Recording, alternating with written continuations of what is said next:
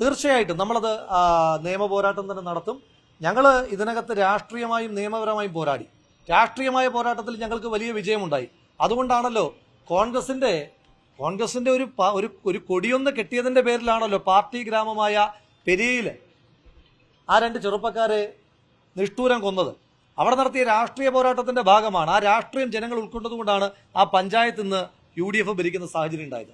നിയമ പോരാട്ടത്തിന്റെ ഭാഗമായിട്ടാണ് ഇന്ന് 14 പ്രതികൾ ശിക്ഷിക്കപ്പെടുന്ന സാഹചര്യം ഉണ്ടായത്. അതിനോടൊപ്പം രക്ഷപ്പെട്ട മുഴുവൻ ആളുകളും രക്ഷപ്പെട്ടു എന്നൊരു തെറ്റിദ്ധാരണ വേണ്ട.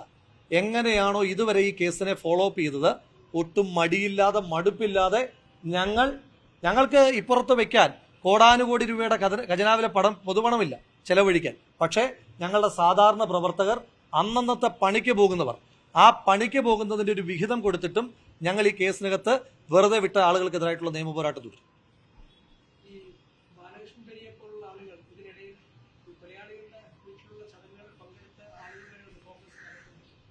അത്തരം രാഷ്ട്രീയ വിവാദങ്ങൾക്ക് വേണ്ടിയിട്ടല്ല. നമ്മുടെ 2 ചെറുപ്പക്കാർ, ഒരു രാഷ്ട്രീയ പ്രസ്ഥാനത്തിന് ചെറുപ്പക്കാർ എന്നൊരു പ്രായത്തിൽപ്പെട്ടവരും കൊല്ലപ്പെടുവാൻ പാടില്ല. ഞങ്ങളുടെ 2 ചെറുപ്പക്കാർ, ഞങ്ങളുടെ 2 സഹപ്രവർത്തകർ, ആ 2 സഹപ്രവർത്തകരെ കൊന്ന കേസിനകത്ത് പാർട്ടി ഒറ്റക്കെട്ടായി നിന്നു. ഒറ്റുകാരുടെ അവസ്ഥ എന്താ? അതാ ഞാൻ പറഞ്ഞത്. ശ്രീധരൻ വക്കീലിനെ നാടറിഞ്ഞത് ചീമേനി കേസുമായിട്ട് ബന്ധപ്പെട്ടിട്ടാണ്. ആ ചീമേനി കേസിൽ തുടങ്ങിയ ശ്രീധരൻ വക്കീൽ പെരിയ കേസിൽ ഒടുങ്ങിയില്ലേ? അത് തന്നെയാണ് ഒറ്റുകാരുടെ സ്ഥിതി. അത് തന്നെയാണ്. അതുകൊണ്ട് മറ്റ് രാഷ്ട്രീയ വിവാദങ്ങളിലേക്ക് ഈ ദിവസം കിടക്കാൻ ഞാൻ ആഗ്രഹിക്കുന്നില്ല.